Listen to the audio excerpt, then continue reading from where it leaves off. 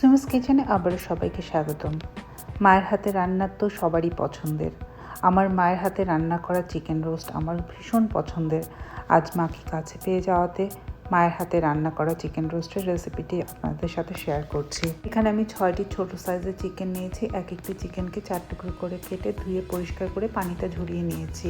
মুরগির সাথে দিয়ে দিচ্ছি 1 টেবিল চামচ পরিমাণে লবণ, 1 চা চামচ মরিচের গুঁড়ো, 1 টেবিল চামচ রসুন বাটা, 1 টেবিল চামচ আদা বাটা। সবগুলো উপকরণ দিয়ে মুরগিটাকে খুব ভালোভাবে মাখিয়ে ম্যারিনেট হতে রেখে দিচ্ছি প্রায় 30 মিনিটের জন্য।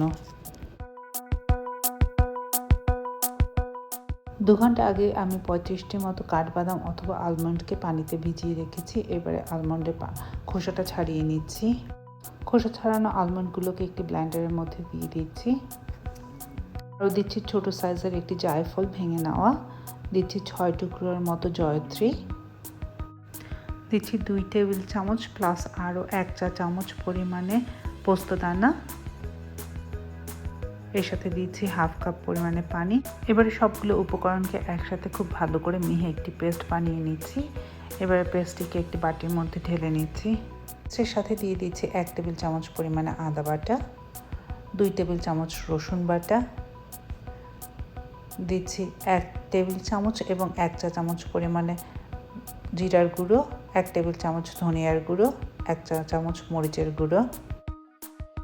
একটি কড়াই চুলায় বসিয়ে দিয়ে দিচ্ছি পরিমাণ মতো তেল। তেলটা গরম হয়ে গেলে গরম তেলের মধ্যে দিয়ে দিচ্ছি আগে থেকে ম্যারিনেট করে রাখা চিকেনগুলো দিয়ে চুলার আঁচটা মিডিয়াম হাইতে রেখে চিকেনগুলোকে দুপাশ থেকে হালকা বাদামি রং করে ভেজে নিতে হবে।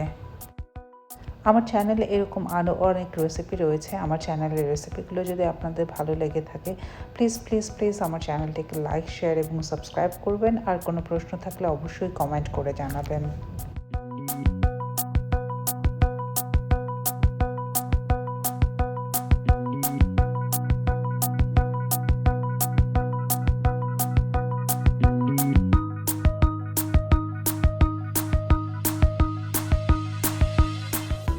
সবগুলো চিকেনকে একইভাবে বাদামি রং করে ভেজে নিতে হবে।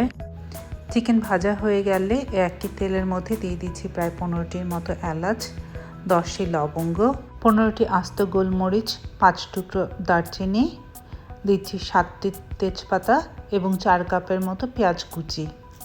পেঁয়াজ কুচিটা সবগুলো মশলার সাথে নেড়ে মিলিয়ে নিয়ে দিয়ে দিচ্ছি 1 চা চামচের মতো লবণ দিয়ে পেঁয়াজটাকে নেড়ে হালকা বাদামি রং করে ভেজে নিচ্ছি। পেঁয়াজ কুচিটা এখানে খুব সুন্দর রং চলে এসছে। এবার আগে থেকে তৈরি করে রাখা যে মশলার মিশ্রণটা ছিল সেই মশলার মিশ্রণটাকে পেঁয়াজ কুচির ওপরে দিয়ে দিচ্ছি। দিয়ে এটাকে নেড়ে মিলিয়ে নিয়ে দিচ্ছি সামান্য পরিমাণে পানি। এবারে মশলাটাকে নেড়ে খুব ভালোভাবে ভেজে নিতে হবে। আর ভাজা হয়ে গেছে তখনই বুঝতে পারবেন যখন দেখা যাবে তেল আর মশলাটা আলাদা আলাদা হয়ে আসছে। এই সময়টাতে দিয়ে দিচ্ছি আমি হাফ কাপ পরিমাণে টক দই দিয়ে নেড়ে মিলিয়ে নিচ্ছি। এটা খুব ভালোভাবে মশলার সাথে মিশে গেছে। এবারে আগে থেকে ভেজে রাখা চিকেনগুলো দিয়ে দিচ্ছি মশলার সাথে। চিকেনটা দিয়ে মশলার সাথে চিকেনগুলোকে খুব ভালোভাবে মিলিয়ে নিচ্ছি।